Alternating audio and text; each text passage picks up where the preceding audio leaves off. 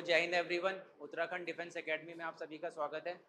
आज हम करेंगे बच्चों आपका फंडामेंटल राइट्स। इससे पहले हमने making of the Indian constitution किया है और उसके बाद हमने किया है आपका पार्ट फर्स्ट जो कि है यूनियन एंड इट्स टेरिटरी। ठीक है, जो आपका फंडामेंटल राइट्स है बच्चों वो बहुत इंपॉर्टेंट है। ठीक है, सबसे पहले हम करेंगे क्या, फंडामेंटल राइट्स। ठीक है, तो जो फंडामेंटल राइट है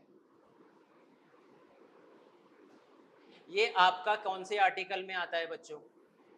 आर्टिकल 12 से लेके आर्टिकल 35 तक आता है। कौन से आर्टिकल में आता है? आर्टिकल 12 से लेके आर्टिकल 35 तक। ठीक है, ये कौन से पार्ट में आता है? तो ये पार्ट 3 में आता है। इससे पहले की क्लास में मैंने आपको क्या बताया? इससे पहले की क्लास में मैंने आपको बताया कि इंडियन कॉन्स्टिट्यूशन के कितने पार्ट हैं? तो 25 पार्ट हैं। कितने पार्ट हैं? तो 25 पार्ट हैं। 465 आर्टिकल हैं और 8 शेड्यूल हैं। अब आप मुझसे पूछेंगे सर ये चीजें क्या है? ठीक है, तो पार्ट जैसे मान लो आपकी बुक है तो आपकी बुक में क्या रहता है? बाइफर्केशन रहता है। यूनिट हो गई, सेक्शन हो गया, एक्सरसाइज हो गई, है ना? तो वैसे ही ये पार्ट हो गया, आर्टिकल्स हो गए, शेड्यूल हो गए, ये बाइफर्केटेड वे में लिखे गए हैं ताकि आप इजीली क्या कर पाओ, देख पाओ कि कौन सी चीज कहां पे है। एक प्रॉपर ऑर्डर में लिखे गए हैं। ठीक है, तो सबसे छोटा आपका क्या होता है? सबसे छोटा आपका आर्टिकल होता है बच्चों। आर्टिकल किस में आता है? तो आर्टिकल बच्चों आपका आता है पार्ट में। और जो चीजें आर्टिकल और पार्ट में नहीं आ पाई हैं वो कहां पे आएंगी? वो शेड्यूल में आएंगी। तो मैंने इससे पहले आपको कराया था पार्ट फर्स्ट, आज मैं आपको कराने जा रहा हूं बच्चों पार्ट 3। ठीक है, जो कि क्या है? Fundamental right. अब ये जो फंडामेंटल राइट है ये हमने यूएसए के कॉन्स्टिट्यूशन से उठाया है। और यूएसए में इसे क्या बोलते हैं? तो यूएसए में इसे बोलते हैं बिल ऑफ राइट्स। क्या बोलते हैं? Bill of rights. हमारे यहाँ क्या बोलते हैं? Fundamental rights. ये क्या प्रोवाइड करता है? अगर कोई पूछेगा ये क्या प्रोवाइड करता है, तो ये प्रोवाइड करता है बच्चों क्या? Political democracy. स्टेट के अगेंस्ट हमें पावर प्रोवाइड करता है। क्या प्रोवाइड करता है? स्टेट के अगेंस्ट पावर प्रोवाइड करता है। आपको पता है कि स्टेट बहुत पावरफुल है। स्टेट पावरफुल है क्या? स्टेट के पास बहुत मशीनरी है कि एक कॉमन सिटीजन के खिलाफ वो क्या कर सके? कार्रवाई कर सके। बट ये फंडामेंटल राइट्स प्रोवाइड करते हैं आपको क्या? डिग्निटी से रहने का अधिकार, फ्रीडम से रहने का अधिकार। कौन? Fundamental right. फंडामेंटल है इसीलिए बोला है क्या है? ये फंडामेंटल है, मतलब बेसिक राइट है। इसके बिना कोई भी एक स्टेट में सरवाइव नहीं कर सकता जहां पे इतने लॉज उसके ऊपर लगे हों बच्चों। यहां तक समझ में आया? ठीक है, तो मैंने ये बोला कि ये हमने कहां से लिया है? तो ये हमने लिया है बच्चों यूएसए के कॉन्स्टिट्यूशन से, जहां पे इसको बोलते हैं बिल ऑफ राइट। ये आर्टिकल 12 से लेके आर्टिकल 35 तक आता है और इसको क्या डिस्क्राइब करा है? Magna carta. मैग्ना कार्टा का मतलब क्या होता है? कॉर्नर स्टोन, जो कि बहुत इंपॉर्टेंट है। मैग्ना कार्टा का मतलब ये होता है, ठीक है, मतलब बहुत इंपॉर्टेंट चीज। जैसे अगर पूछेंगे कि जो इंडियन कॉन्स्टिट्यूशन आपका बना था उसका मैग्ना कार्टा किसे कहते हैं? तो कहते हैं रेगुलेटिंग एक्ट ऑफ 1773, जहां पे आपका पहला गवर्नर ऑफ बंगाल कन्वर्ट हुआ था गवर्नर जनरल ऑफ बंगाल में। वैरेन हेस्टिंग याद करो बच्चों। वैसे ही ये क्या है? एक मैग्ना कार्टा है। ठीक है, उसके बाद मैंने अभी आपको बताया कि ये जो स्टेट होता है ना, स्टेट बहुत पावरफुल होता है। तो स्टेट चाहता है कि लोग हमारे से क्या? दब के रहे, हमारे अंडर रहे। तो स्टेट की जो टेरेनी होती है, जो आर्बिटरी लॉज होते हैं, टेरेनी होती, आर्बिटरी मतलब कि कोई सर पैर नहीं है। जैसे मान लो कि आपको अगर पनिशमेंट देनी है तो वो डिसाइफर होना चाहिए, कॉन्स्टिट्यूशन में होना चाहिए। क्या होना चाहिए ना? समझ में आ रहा है? ठीक है, तो वैसे ही स्टेट आर्बिटरी लॉज ना लगा पाए आपके ऊपर, स्टेट आर्बिटरी लॉज ना बना पाए, कहां पे? पार्लियामेंट में, स्टेट लेजिस्लेचर में, इसीलिए आपको फंडामेंटल राइट प्रोवाइड करे हैं। और ये क्या प्रोवाइड करता है हमें? तो ये हमें प्रोवाइड करता है क्या बच्चों? ये हमें प्रोवाइड करता है पॉलिटिकल डेमोक्रेसी। अब हम आगे बढ़ते हैं, ठीक है? अब हम क्या करते हैं? आगे बढ़ते हैं।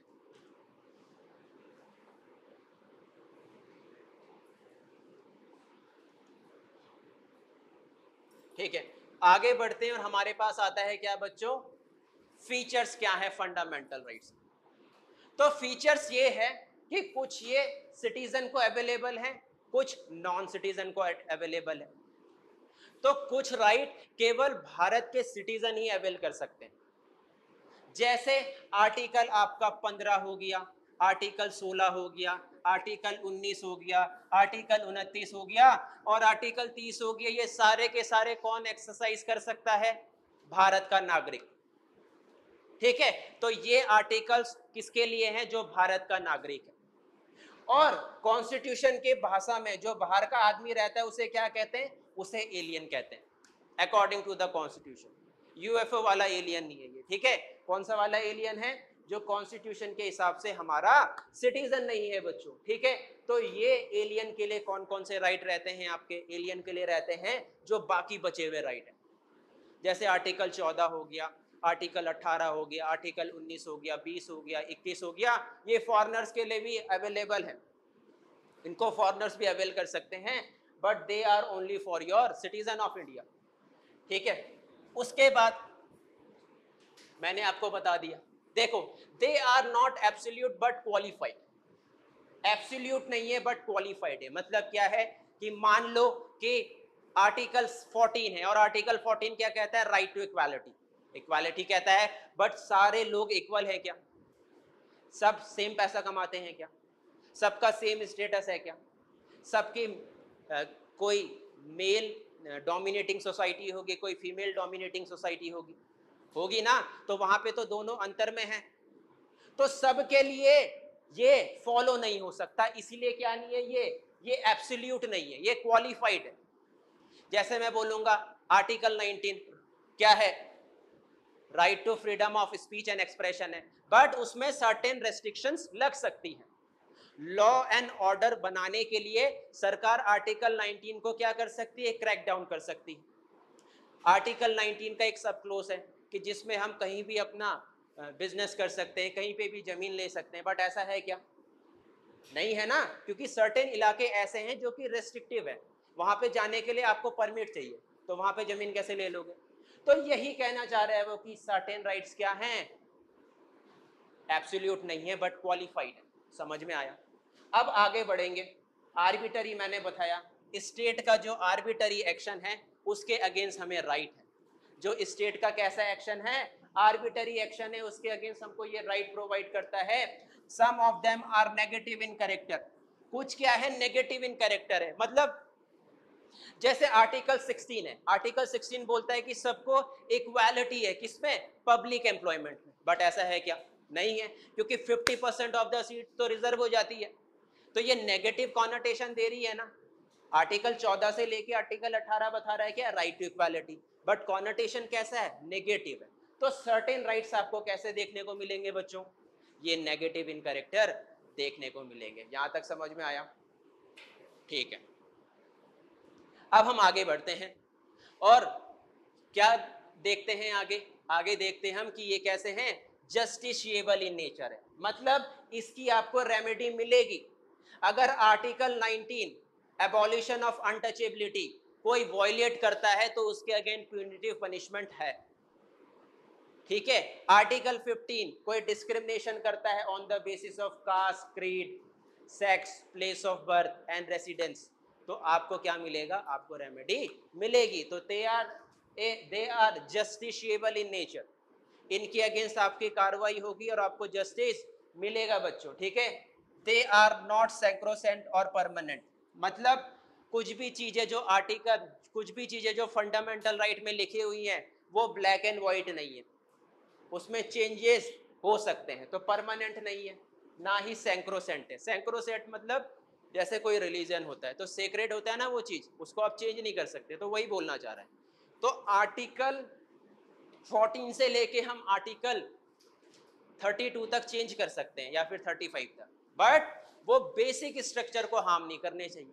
बेसिक स्ट्रक्चर को हार्म करेंगे तो हम चेंज नहीं कर सकते हैं उसे, ठीक है। आगे बढ़ेंगे और नेशनल इमरजेंसी की बात कही है, ठीक है। नेशनल इमरजेंसी आर्टिकल 20 एंड 21, ठीक है। जब भी नेशनल इमरजेंसी लगेगी, नेशनल इमरजेंसी आती है आपकी बच्चों article 352 of the Indian constitution, ठीक है। तो आर्टिकल 352 क्या बताता है? तो आर्टिकल 352 बताता है क्या? नेशनल इमरजेंसी, ठीक है। और स्टेट इमरजेंसी बताता है आपका आर्टिकल 356। क्या बताता है ये बताता है बच्चों आपको स्टेट इमरजेंसी, और आर्टिकल 360 बताता है आपको क्या? Financial emergency. समझ में आया सभी को? ठीक है। तो आर्टिकल 352, 356 एंड 360। अभी 356 लागू हुआ है कहां पे? मणिपुर में। मणिपुर के कुछ इलाकों में लागू हो रखा है 356, ठीक है। तो जैसे ही नेशनल इमरजेंसी लगती है वैसे ही आर्टिकल 20 और 21 सस्पेंड हो जाते हैं, ठीक है। आर्टिकल 21 क्या कहता है? Right to life and personal liberty. Article 21 क्या कहता है बच्चों? Right to life, right to life and personal liberty, ठीक है। और उसके बाद आर्टिकल 20 क्या कहता है? आर्टिकल 20 कहता है prohibition in respect of conviction for offence, ठीक है। आर्टिकल 20 ये कहता है हमें। तो आर्टिकल 20 कहता है कि आपके खिलाफ कोई भी क्या नहीं करेगा, आपको ऐसे नहीं बोलेगा कि बोल कि तूने क्राइम किया है, बोल तूने क्राइम किया है, ये आपको इसकी इंडिपेंडेंस है। आर्टिकल 21 क्या है? तो आर्टिकल 21 है right to life and personal liberty, जीने का अधिकार और इंडिपेंडेंट रहने का अधिकार। किसमें है आपको? आर्टिकल 21 में है बच्चों। तो ये दोनों के दोनों सस्पेंड हो जाते हैं। कब हो जाते हैं? नेशनल इमरजेंसी के दौरान। सबको समझ में आ रहा है क्या? उसके बाद हम आगे बढ़ते हैं और आर्टिकल 19 भी सस्पेंड हो जाएगा जब क्या होगा? आपका एक्सटर्नल एग्रेशन होगा। मतलब चाइना ने इंडिया पे अटैक कर दिया। दो टाइप का है बच्चों, यहाँ पे दो टाइप का देख रहे हो क्या? एक वॉर और एक एक्सटर्नल एग्रेशन है, और एक है आपका क्या? आर्म्ड रेबिलियन, ठीक है। तो नेशनल इमरजेंसी केवल दो ही ग्राउंड में हो सकती है। पहले क्या होता था कि पहले यहां पे आपका वर्ड यूज हुए थे कौन से वाले? Internal disturbance. Internal disturbance use हुआ था word, but by the 44th constitutional amendment internal disturbance को हटा के इसमें वर्ड ऐड हुए क्या? वॉर और एक्सटर्नल एग्रेशन और आर्म्ड रेबिलियन। क्योंकि जब इंटरनल डिस्टर्बेंस हुआ था तो इंदिरा गांधी ने लॉन्च किया था क्या? आपका आर्टिकल 352, और इसका कॉनोटेशन बहुत वेग था। इंटरनल डिस्टर्बेंस मतलब कुछ भी हो सकता है क्या? तो इसीलिए जब जनता पार्टी की सरकार आई 1978 में, तब क्या हुआ? तब इसमें अमेंडमेंट किए गए बच्चों, और जब इसमें अमेंडमेंट किए गए तब आपका क्या आया? तब इसमें वर्ड ऐड हुआ क्या? आर्म्ड रेबिलियन और एक्सटर्नल एग्रेशन, ठीक है। तो ये बेसिक फीचर है हमारे संविधान के, ये आपको पता होने चाहिए, ठीक है। अब आर्टिकल 12 क्या कहता है? मैंने आपको क्या बताया? मैंने आपको बताया कि जो एफआर है, फंडामेंटल राइट आपके आर्टिकल 12 से लेके आर्टिकल 35 तक है। और पार्ट कौन सा है बच्चों? तो ये पार्ट है 3। हमने कहां से लिया है? हमने यूएसए से लिया है। तो आर्टिकल 12 क्या कहता है? आर्टिकल 12 हमें बताता है स्टेट की डेफिनेशन कि what is a state. State से आप क्या समझते हो? ठीक है, तो स्टेट से आप क्या समझते हो? जो भी ऑर्गेनाइजेशन, जो भी बॉडी, ठीक है, वर्क कर रही हो कैसे? भारत सरकार के लिए। जो भी बॉडी क्या कर रही हो? वर्क कर रही हो किसके लिए? भारत सरकार के लिए। तो वो स्टेट की डेफिनेशन के अंदर आ जाएगा बच्चों। जैसे कोई प्राइवेट एंटिटी है बट भारत सरकार का काम कर रही है तो स्टेट की डेफिनेशन में आ जाएगा। जैसे पार्लियामेंट है, जैसे लेजिस्लेचर है, तो ये सारे के सारे कौन सी डेफिनेशन में आ जाते हैं? तो राज्य की डेफिनेशन में आ जाते हैं, स्टेट की डेफिनेशन में आ जाते हैं बच्चों। तो क्या बोल रहा है ये बोल रहा है executive and legislative organ of union government, executive and legislative organ of state government, all local authorities, मतलब आपकी म्यूनिसिपैलिटीज हो गई, पंचायत हो गई, ठीक है, डिस्ट्रिक्ट बोर्ड हो गया, इंप्रूवमेंट ट्रस्ट हो गया, ऑल अदर अथॉरिटी हो गई, स्टैट्यूटरी और नॉन स्टैट्यूटरी हो गई। स्टैट्यूटरी मतलब जो किसी लॉ से बनी है बच्चों, स्टैट्यूटरी का मतलब होता है जो किसी कानून से बनी है, और नॉन स्टैट्यूटरी जो किसी कानून से नहीं बनी है। यहां तक सभी को क्लियर है? तो राज्य की परिभाषा क्या है? राज्य की परिभाषा ये है कि कोई भी ऑर्गेनाइजेशन जो भारत सरकार का काम कर रही है वो राज्य की परिभाषा में आएगा, राज्य की डेफिनेशन में आएगा वो, ठीक है। अब आर्टिकल हम 13 करते हैं, आर्टिकल 12 मुझे लगता है सभी को क्लियर हो गया है, ठीक है। अब आर्टिकल 13 क्या कहता है? आर्टिकल 13 कहता है कि कोई भी अमेंडमेंट जो कि क्या करेगा, बेसिक स्ट्रक्चर को चेंज करेगा, या फिर कोई भी अमेंडमेंट क्या करेगा, जो भी आर्टिकल 12 से लेके आर्टिकल 35 तक है उनको चेंज करने की कोशिश करेगा या फिर उनका नेचर चेंज करेगा, तो वो ऑटोमेटिकली क्या हो जाएंगे? इनकंसिस्टेंट हो जाएंगे, नल एंड वॉइड हो जाएंगे।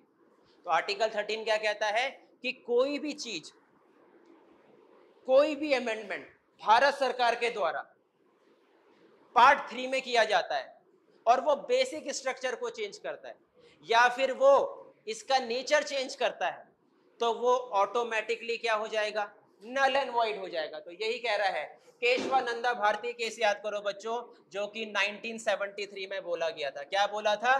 कि constitutional amendment can be challenged on the ground that it violets fundamental right that forms a part of basic structure. अगर बेसिक स्ट्रक्चर कोई अमेंडमेंट चेंज करता है तो वो नल एंड वॉइड हो जाता है ऑटोमेटिकली। बेसिक स्ट्रक्चर क्या होते हैं? अभी तक सुप्रीम कोर्ट के वर्डिक्ट से हमारे पास 20 से लेके 21 बेसिक स्ट्रक्चर आए हैं बच्चों। जैसे आपका रूल ऑफ लॉ है, रूल ऑफ लॉ हो गया, एक बेसिक स्ट्रक्चर का पार्ट है, ठीक है। सेकुलरिज्म हो गया, ये एक बेसिक स्ट्रक्चर का पार्ट है, आप इसको चेंज नहीं कर सकते हो किसी भी अमेंडमेंट से। सबको समझ में आ रहा है क्या? क्लियर हो रहा है क्या? तो ये ऑटोमेटिकली चेंज हो सकता है, ठीक है। ऑर्डिनेंस बनाता है प्रेसिडेंट, कौन से आर्टिकल में बनाता है? तो article 123 of the Indian constitution में प्रेसिडेंट जारी करता है एक ऑर्डिनेंस, ठीक है। तो क्या बोल रहा है? Article 30 declares that all law that are inconsistent with और in derogation of any fundamental right shall be null and void provide by the judicial review. Judicial review का मतलब आपने कोई फैसला दिया, उसके बाद आप उसका वर्डिक्ट चेंज कर रहे हो, आप दोबारा अपने फैसले को क्या कर रहे हो? देख रहे हो, फिर चेंज कर रहे हो। तो ये किसकी डेफिनेशन में आता है बच्चों? तो ये डेफिनेशन में आता है जुडिशियल रिव्यू, ठीक है। अब हम करते हैं राइट टू इक्वालिटी, आर्टिकल 14 से लेके आर्टिकल 18 तक। राइट टू इक्वालिटी किसमें आता है? आर्टिकल 14 से लेके आर्टिकल 18। आर्टिकल 14 क्या कहता है? Equality before law and equal protection of loss, मतलब कानून के सामने सब बराबर हैं। इक्वालिटी बिफोर लॉ मतलब इक्वालिटी किसके बिफोर? कानून के बिफोर, सब बराबर है मेरे लिए, चाहे कोई कुछ भी करे तो मेरे लिए सब बराबर है। दूसरा क्या है? इक्वल प्रोटेक्शन ऑफ लॉ, मतलब कि जो डिसएडवांटेज में है उसे कहां पे प्लेस करना? एडवांटेज वाली पोजीशन में प्लेस करना, तब मैं उसमें लॉ अप्लाई करूंगा। अब इसको मैं आपको समझाता हूं आगे चल के।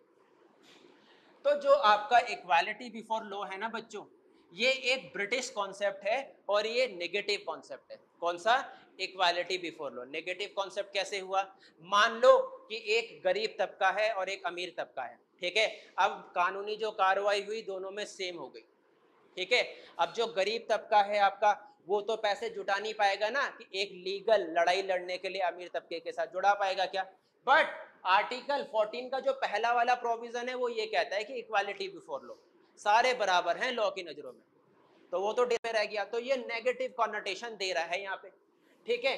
ये देखो रूल ऑफ लॉ मतलब कानून का ही लॉ चलेगा। एवी डाइसी ने बोला, एक ब्रिटिश ज्यूरिस्ट है, बोलेंगे एवी डाइसी कौन है? British jurist. कहाँ जिक्र होता है उनका? तो इक्वालिटी बिफोर लॉ में होता है, ठीक है। और रूल ऑफ लॉ मतलब कानून का चलेगा। ये क्या है आपका बेसिक स्ट्रक्चर है, ये मैंने आपको बता दिया, ठीक है। किसी को स्पेशल प्रिविलेजेस नहीं मिलेंगे, ठीक है। सब इक्वल होंगे लॉ के सामने, कोई भी पर्सन ऊपर नहीं है, तो ये नेगेटिव कॉनोटेशन। अब करेंगे हम इक्वल प्रोटेक्शन ऑफ लॉ। और इक्वल प्रोटेक्शन ऑफ लॉ हमने कहां से लिया है, तो ये हमने अमेरिकन कॉन्स्टिट्यूशन से लिया है, और ये पॉजिटिव कॉन्सेप्ट है। इसमें मान लो कोई गरीब तबका है, तो पहले हम उसको अपलिफ्ट करेंगे, उसके बाद उस पर कानून लगाएंगे। समझ पा रहे हो क्या? जैसे मान लो आपका घर है, ठीक है, और आपके घर में चलो मान लो कोई और है, उसके उसके घर में दो भाई हैं, एक भाई अच्छा कमाता है, एक भाई कमाता नहीं है ना।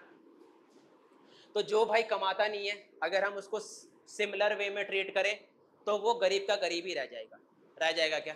बट अगर हम उसको अपलिफ्ट करें, उसको रिसोर्सेस वगैरह प्रोवाइड करें और तब उसको मेजर करें हम, तो ये वाला जो कॉन्सेप्ट है ना, यही सेकंड वाला कॉन्सेप्ट, यही इक्वल प्रोटेक्शन वाला कॉन्सेप्ट है। और जो पहले वाला था ना, अनइक्वल को इक्वल ट्रीटमेंट करना, वो है इक्वालिटी बिफोर लॉ वाला, ठीक है।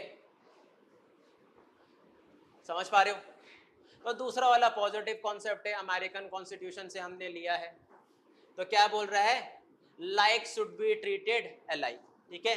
तो लाइक बंदों को ही ट्रीट करना चाहिए, ऐसे नहीं कि कोई अलग डिसएडवांटेज में उसको आप सिमिलर सर्कमस्टांसेस में क्या कर रहे हो, ट्रीट कर रहे हो, तो इट कांट बी पॉसिबल, है ना। अब हम करेंगे आर्टिकल 15, और आर्टिकल 15 बोलता है क्या? प्रोहिबिशन नहीं होगा, डिस्क्रिमिनेशन नहीं होगा। कौन कौन से ग्राउंड में? सर्टेन ग्राउंड्स बोले उसने बच्चों। तो ग्राउंड कौन कौन से हैं? ग्राउंड है आपके religion, race, caste, sex, place of birth. इन पांचों के अलावा जो छठा ग्राउंड है उसमें आप डिस्क्रिमिनेशन कर लो, ये कहने का मतलब है। ब्लैक एंड व्हाइट में लिखा है कॉन्स्टिट्यूशन में, क्या लिखा है कि रिलीजन के बेस में आप डिस्क्रिमिनेशन नहीं करोगे, उसका रेस के बेस में नहीं करोगे, कास्ट के बेस में नहीं करोगे, सेक्स के बेस में नहीं करोगे, प्लेस ऑफ बर्थ के भी उस बेस पे नहीं करोगे बच्चों आप उसका क्या, डिस्क्रिमिनेशन, ठीक है। ओनली लिखा है ना, तो ओनली यही कॉनोटेशन, यही ओनली का यही कॉनोटेशन है कि आप इन ग्राउंड में इसका क्या नहीं करोगे, इन ग्राउंड में आप इसको डिस्क्रिमिनेट नहीं करोगे, और किसी ग्राउंड में आप कर सकते हो बच्चों, ठीक है। बट एक्सेप्शन है इसमें। क्या बोला था मैंने पहली बार? मैंने बोला था फंडामेंटल राइट क्या नहीं है, एब्सोल्यूट नहीं है, बट क्या है, क्वालिफाइड है। क्यों? क्योंकि इसमें आपको सर्टेन एक्सेप्शन देखने को मिल सकते हैं। तो जैसे मान लो आप कहीं जा रहे हो, है ना, और आपने देखा कि किसी को रिजर्वेशन मिल रहा है, किसके बेस में? कास्ट के बेस में मिल रहा है रिजर्वेशन, सेक्स के बेस में मिल रहा है रिजर्वेशन, कहीं पे महिलाओं की सीट आरक्षित रहती है, प्लेस ऑफ बर्थ के उसमें मिल रहा है रिजर्वेशन, कहीं पे बोलते हैं कि डोमिसाइल लगेगा, यहाँ पे डोमिसाइल नहीं है तो आप यहाँ पे भर्ती नहीं हो सकते, या फिर आप एडमिशन नहीं ले सकते, तो डिस्क्रिमिनेशन तो है ना। तो यही बात है, एक्सेप्शन क्या है इसमें कि स्टेट कानून बना सकती है किसके लिए? जो सोशली और एजुकेशनली बैकवर्ड है, जिसको ओबीसी बोलते हैं, जो इकोनॉमिकली वीकर हैं, जिसको क्या बोलते हैं, ईडब्ल्यूएस बोलते हैं, विमेन हो गई, चिल्ड्रेन हो गई, एससी एसटी हो गए, इनके लिए क्या बना सकती है सरकार? इसके लिए क्या बना सकती है स्टेट गवर्नमेंट? कानून बना सकती है, रिजर्व कर सकती है इनके लिए सीट बच्चों। बट ओवरऑल आप इस बेस में डिस्क्रिमिनेशन नहीं कर सकते हो, ठीक है। आर्टिकल 16 कहता है कि सबको बराबरी का अधिकार है, किसमें? नौकरियों में। जो सरकारी नौकरियां होती है ना, सबको बराबरी का अधिकार है। अधिकार है क्या? नहीं है। क्यों? क्योंकि इसमें भी आपको रिजर्वेशन देखने को मिलेगा, इसमें भी एक्सेप्शन देखने को मिलेगा। तो मैंने क्या बोला? Fundamental right are not absolute but they are qualified, they are justiciable in nature, mark my words, ठीक है। तो इसमें क्या है, इन बेस पे आप डिस्क्रिमिनेशन नहीं कर सकते। किस बेस में? रिलीजन के बेस में, रेस के बेस में, कास्ट के बेस में, सेक्स के बेस में, डिसेंट के बेस में, प्लेस ऑफ बर्थ के बेस में। तो इसमें 6 चीजें ऐड हो गई हैं। पहले वाले में कितनी थी? 5। इस वाले में कितनी है बच्चों? तो इस वाली में 6 हैं, ठीक है। एक्सेप्शन, एक्सेप्शन क्या है? देखो, ईडब्ल्यूएस को रिजर्वेशन मिला 2019 में, कौन से अमेंडमेंट से? 103 कॉन्स्टिट्यूशनल अमेंडमेंट से, ठीक है, तो ये एक्सेप्शन हो गया। उसके बाद देखो उनको रिजर्वेशन देना जो पर्टिकुलर जॉब में पूरी तरीके से रिप्रेजेंट नहीं करते। मान लो कोई कम्युनिटी है या फिर कोई रीजन के लोग हैं, वहां से एक भी भर्ती नहीं हो रखे हैं किसी सर्विस में, तो सरकार उनके लिए अलग से कानून बनाएगी। वैसे ही parliament can prescribe residence as a condition, करती है ना, बोलती है ये वाली इसमें नौकरी उसी को मिलेगी जो यहाँ का मूल निवासी हो। तो डोमिसाइल भी क्या है, एक डिस्क्रिमिनेशन करने का क्या है, जरिया है। बट इसमें तो बोल रहा है सीधा कि प्लेस ऑफ बर्थ में कोई डिस्क्रिमिनेशन नहीं होगा, इसमें तो बोल रहा है सीधा रेसिडेंस में कोई डिस्क्रिमिनेशन नहीं होगा, बोल रहा है ना। तो सरकार डिस्क्रिमिनेशन कर सकती है, सर्टेन एक्सेप्शन हो सकते हैं, they are not absolute but qualified, they are not absolute but qualified. Second is your they are justiciable in nature. justiciable in nature का मतलब आप किसी भी कोर्ट में जा सकते हो और पूछ सकते हो भाई कि जस्टिस मिलेगा कि नहीं मिलेगा।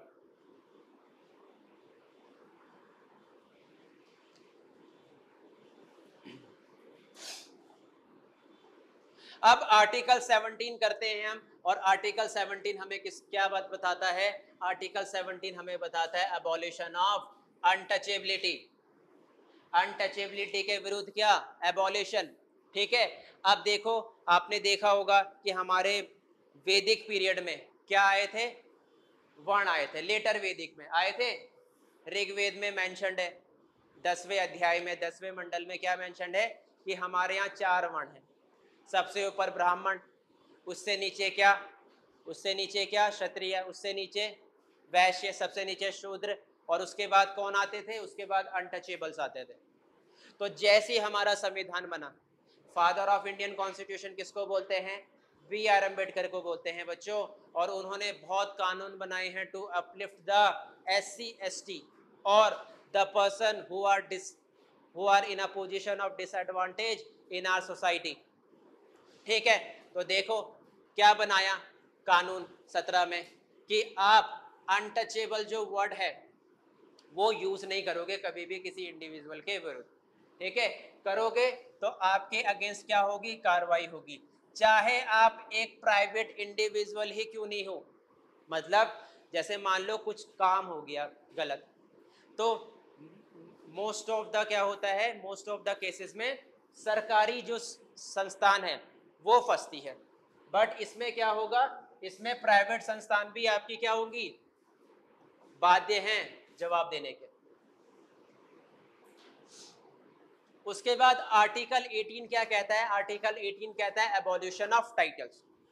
जैसे आपने देखा होगा कि अवार्ड सेरेमनी होती है, और अवार्ड सेरेमनी में क्या मिलता है, भारत रत्न मिलता है, पद्म विभूषण मिलता है, पद्म श्री मिलता है, पद्म भूषण मिलता है, मिलते हैं ना ये सारी चीजें।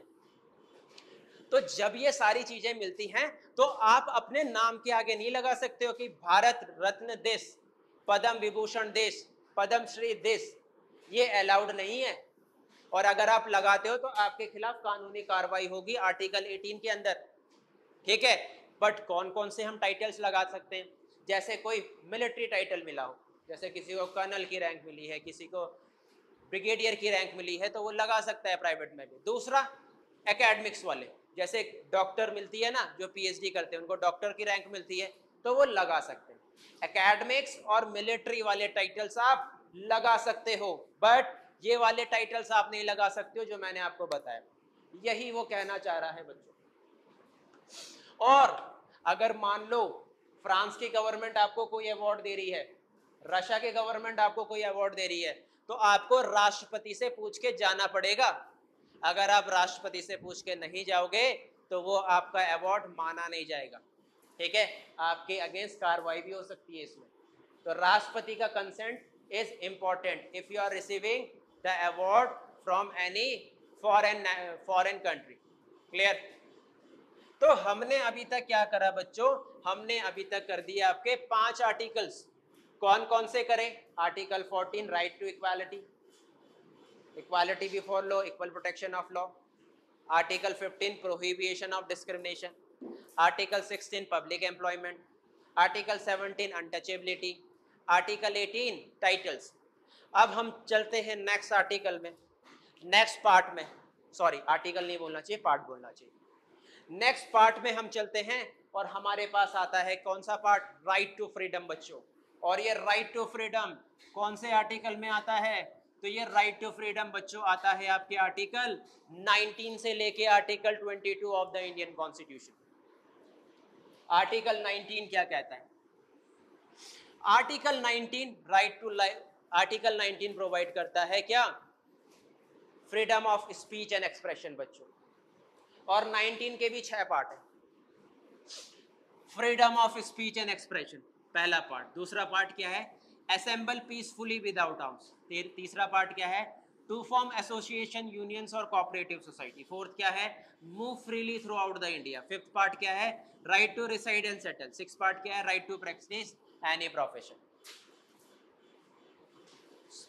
बोलने का अधिकार, फ्रीली रहने का अधिकार 19 का पहला बताता है। 19 का दूसरा क्या बताता है कि हम असेंबल हो सकते पीसफुली विदाउट आर्म्स।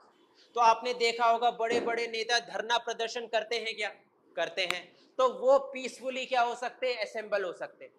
अगर वो अपने साथ आर्म्स एंड एम्युनिशन लेके आते हैं तो state have the right to neutralise them.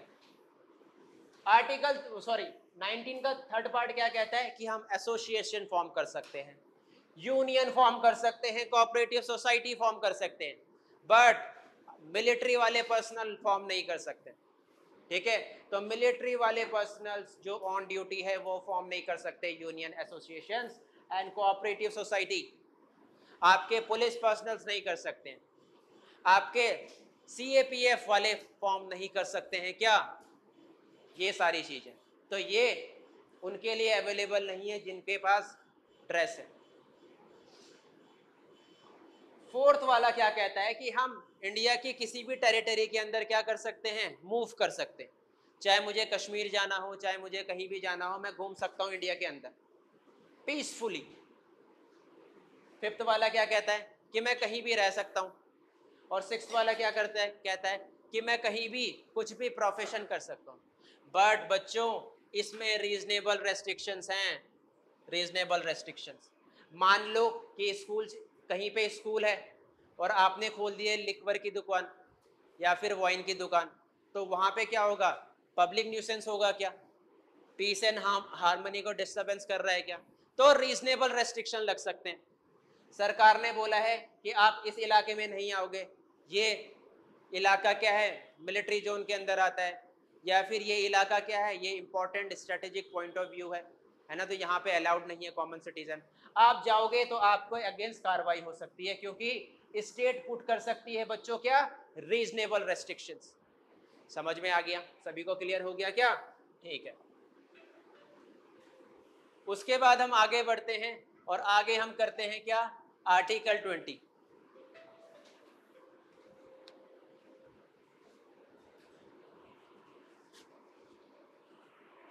Hello, class करा रहा हूँ मैं, क्लास करा रहा हूँ, करता हूँ मैं भी।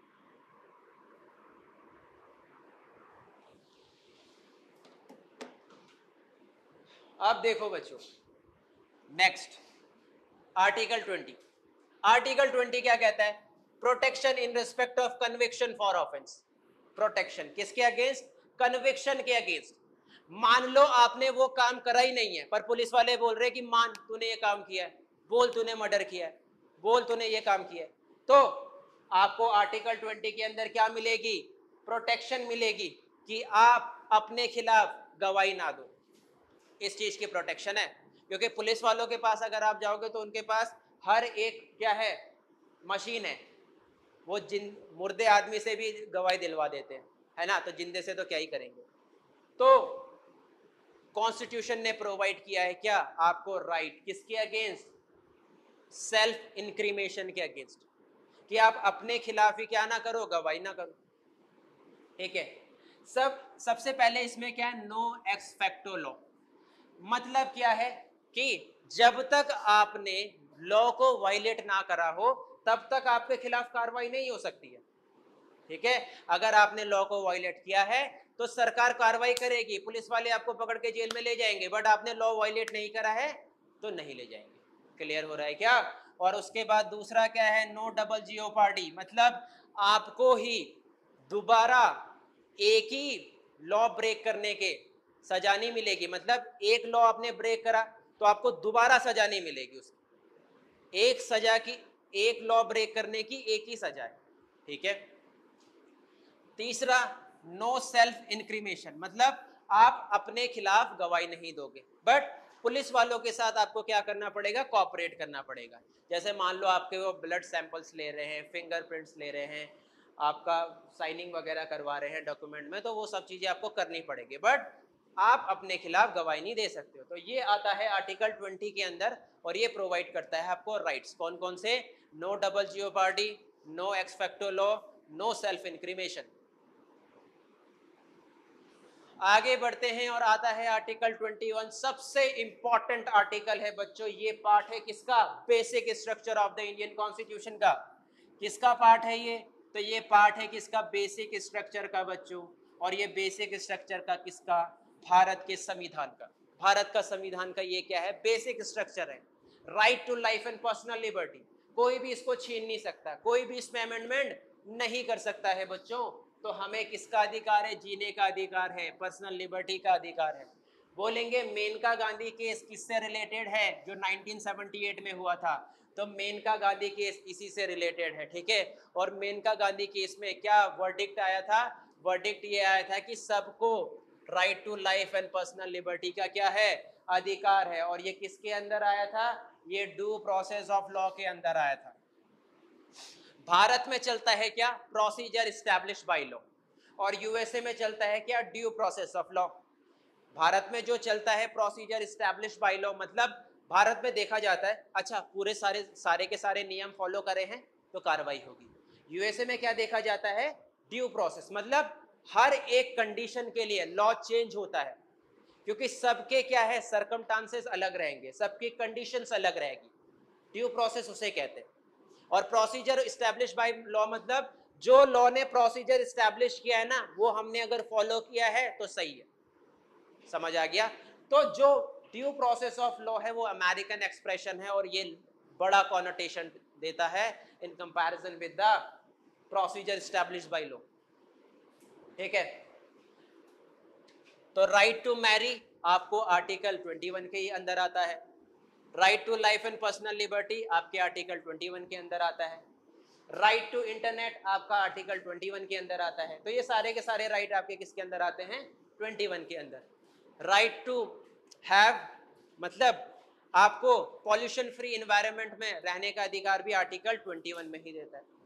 डिग्निटी से रहने का अधिकार भी आपको 21 में मिलता है, ठीक है। तो इसीलिए आपने देखा होगा बहुत बार हाई कोर्ट ऑफ दिल्ली क्या करता है? सुओ मोटो ले लेता है अगेंस्ट द पॉल्यूशन, है ना। तो स्टेट सरकार को वो क्या करता है? सुओ मोटो लेके बहुत बार क्या करता है? लताड़ता है कि भाई ये क्या हो रहा है ना। अब देखो आर्टिकल 21A क्या आया है? Right to education. और इंप्लीमेंट कब से हुआ ये इंप्लीमेंट हुआ अप्रैल 2010 से लागू हुआ। जो आया कब था? आया ये 2002 में था। 86 कॉन्स्टिट्यूशनल अमेंडमेंट एक्ट 2002, ठीक है। पहले ये कौन से आर्टिकल में था? तो ये पहले था बच्चों आपके आर्टिकल 45 में, जो कि डीपीएसपी का पार्ट है, directive principle of state policy का जो पार्ट है ना, उसमें हुआ था ये, ठीक है। और अब किस में हुआ है ये अब हुआ है आपके फंडामेंटल राइट्स। और फंडामेंटल राइट्स आपके कैसे राइट हैं? बेसिक राइट है। ये जस्टिशिएबल इन नेचर है। Directive principle justiciable in nature नहीं है बच्चों। समझ में आ रहा है सभी को? ठीक है। अब देखो, तो मैंने बोला ये पहले डीपीएसपी में था, अब ये किस में आ चुका है? फंडामेंटल राइट में। 6 से 14 साल के बच्चों को कंपलसरी और फ्री एजुकेशन है। Mark my words, compulsory and free education, and it will be done by your governments. सरकार पढ़ाएगी अब उनको, अब सरकार के ऊपर रिस्पॉन्सिबिलिटी है, तो इसीलिए आपने देखा होगा कि आपके साथ बहुत सारे आरटीई के बच्चे भी पढ़ते हैं, है ना, तो सरकार पेमेंट करती है उनका। ये कब आया, तो 86 संविधानिक संशोधन 2002 को आया आपका क्या, राइट टू एजुकेशन। समझ पा रहे हो सभी? उसके बाद हम करते हैं क्या, आर्टिकल 22। आर्टिकल 22, आर्टिकल 22 क्या है, protection against arrest and detention. तो बच्चों ये वाला जो आर्टिकल है ना, ये आपको किसी किसी के कॉन्स्टिट्यूशन में देखने को मिलेगा, अमेरिकन कॉन्स्टिट्यूशन में आपको ये देखने को नहीं मिलेगा, ठीक है, ये किसी किसी के कॉन्स्टिट्यूशन में। तो प्रोटेक्शन किसके अगेंस्ट है, अरेस्ट और डिटेंशन के। मान लो आप अपने घर से निकले और आपको पुलिस वालों ने उठा लिया, पुलिस वालों ने उठा लिया और पता ही नहीं है घर वालों को कि यार लड़का कहाँ गया। अब ये तो हो गई बड़ी मुश्किल वाली बात, हो गई क्या। अब आपके पिताजी गए और आपके पिताजी कहाँ पे गए, थाने में गए, और थाने वालों ने बोला भाई बात ऐसी है, हमारे पास तो आपका लड़का है ही नहीं। अब आपके पिताजी कहाँ जाएंगे, वो जाएंगे किसके पास, वो जाएंगे जुडिशियल मैजिस्ट्रेट के पास, और जुडिशियल मैजिस्ट्रेट के पास सारा रिकॉर्ड रहता है। तो जुडिशियल मैजिस्ट्रेट बोलेगा हाँ आपका लड़का यहाँ गिरफ्तार है और इस थाने में। कैसे पता चला, तो जब भी पुलिस वाले पकड़ के ले जाते हैं तो 24 घंटे के अंदर उन्हें जुडिशियल मैजिस्ट्रेट के सामने पेश करना पड़ता है, किसको, जिसको उन्होंने उठाया है, और जुडिशियल मैजिस्ट्रेट उसके बाद साइन करके देता है, तब वो उसे अपनी रिमांड में रख सकते हैं, ठीक है, वरना उनके अगेंस्ट रिट जारी हो जाएगा। कौन सा वाला, habeas corpus, habeas corpus writ जारी हो जाएगा। ये मैं आपको आगे बताऊंगा बच्चों, ठीक है। और समझ में आ गया, protection against detention, sorry protection against arrest. तो सबसे पहले आपको बताया जाएगा कि आपको इस चीज के लिए हम अरेस्ट कर रहे हैं, उसके बाद आपको अरेस्ट किया जाएगा और आपको 24 घंटे के अंदर कहाँ लेके जाएंगे, वो जुडिशियल मैजिस्ट्रेट के पास लेके जाएंगे बच्चों, ठीक है। अब दूसरा है डिटेंशन वाला। अब कई बार क्या होता है कि किसी किसी इलाके में ना स्पेशल राइट लगाने पड़ते हैं, स्पेशल एक्ट लगाने पड़ते हैं, जैसे जम्मू कश्मीर हो गया, जैसे आपका अभी के 18 पुलिस स्टेशन में लगा है क्या, आपका arm forces special protection act. उसमें क्या होता है कि उसमें उस आदमी ने लॉ वायलेट नहीं करा है, बट उसको पुलिस वाले उठा के ले जाते हैं, है ना, उसने लॉ वायलेट नहीं करा है बट उसको शक के बिना पे उठा के ले जाते हैं ना। तो ये आता है किसकी डेफिनेशन में, प्रिवेंशन डिटेंशन की डेफिनेशन में। मतलब जो एडमिनिस्ट्रेशन है, जो नॉर्मलसी है वो खराब ना हो, वो हाथ से निकल चुकी है। अब स्पेशल आपको कंडीशन बना रखी है, आपने मार्शल लॉ लगा रखा है। क्यों लगा रखा है, क्योंकि सिविल एडमिनिस्ट्रेशन के हाथ से बात निकल चुकी है, तो उसमें इन्हें उठाना पड़ता है लोगों को। या फिर कोई टेररिस्ट है, अब टेररिस्ट तो जैसे ही आप टेररिस्ट को देखोगे तो जब तक वो लॉ वायलेट करेगा तब तक तो 3-4 लोग मर जाएंगे ना, मर जाएंगे क्या, तो उसको हम शक के बिना पे उठा के ले जाते हैं। उसको जब हम उठा के ले गए तो उसके लिए हमें किसी जुडिशियल मैजिस्ट्रेट के पास नहीं जाना, उसको रखेंगे हम अपने पास, 3 महीने रखें, 4 महीने रखें, और ये होता है आपका प्रिवेंशन डिटेंशन। समझ में आ गया। तो ये किसके लिए अवेलेबल नहीं है, एनिमी के लिए अवेलेबल नहीं है। एनिमी को हम उठाएंगे, कुछ हमें रजिस्टर कराने की जरूरत नहीं है, उसे रखेंगे, उसे पूछताछ करेंगे, बस। ये किसके लिए अवेलेबल है, ये अवेलेबल है उनके लिए जहाँ पे नॉर्मलसी है, ये अवेलेबल है उनके लिए जो कॉमन सिटीजन है। जो टेररिस्ट हैं, जो माहौल बिगाड़ने की कोशिश करते हैं, उनके लिए अवेलेबल नहीं है। उनको जुडिशियल मजिस्ट्रेट के पास नहीं ले जाया जाएगा, उनको सीधा ले जाया जाएगा कहाँ, एजेंसीज के पास, जो उनसे पूछताछ करेंगी। ये उनके लिए है जो आपके कॉमन सिटीजन है। तो सभी को समझ में आया आर्टिकल 22 तक। तो मैंने आपका क्या करा दिया, अभी राइट टू फ्रीडम भी मैंने कवर करा दिया है। अब हम करेंगे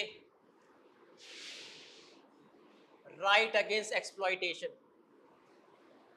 जो कि आर्टिकल 23 और आर्टिकल 24 में आता है। किसके अगेंस्ट राइट, एक्सप्लॉइटेशन के अगेंस्ट। तो इसमें जो आपको आर्टिकल्स मिलने वाले हैं ना बच्चों, वो किसके अगेंस्ट मिलने वाले हैं? तो वो आपके एक्सप्लॉइटेशन के अगेंस्ट ही मिलने वाले हैं, ठीक है। पहला वाला क्या कहता है? आर्टिकल 23 कहता है prohibition of traffic in human beings and force labour. मतलब जो खरीद फरोख्त का बिजनेस करते हैं, किसका? ह्यूमंस का, उसके अगेंस्ट क्या? प्रोहिबिशन। और जो करवाते हैं क्या? Force labour. मतलब उसका मन नहीं है तभी भी आप बोल रहे हो कि काम करेगा तू, और उसको पैसा भी नहीं दे रहे हो, जिसको बोलते हैं बेगार। बेगार बोलते हैं इसको, कि आप उससे काम कराओगे और उसको पैसा नहीं दोगे, तो बेगार होता है। तो कोई भी ये करते हुए पकड़ा गया तो उसके अगेंस्ट कार्रवाई होगी बच्चों, आर्टिकल 23 के अगेंस्ट। आर्टिकल 24 क्या कहता है? Prohibition of employment of children in factories. कोई भी बच्चा 14 साल से नीचे का है तो वो कौन सी फैक्ट्रीज में काम नहीं करेगा?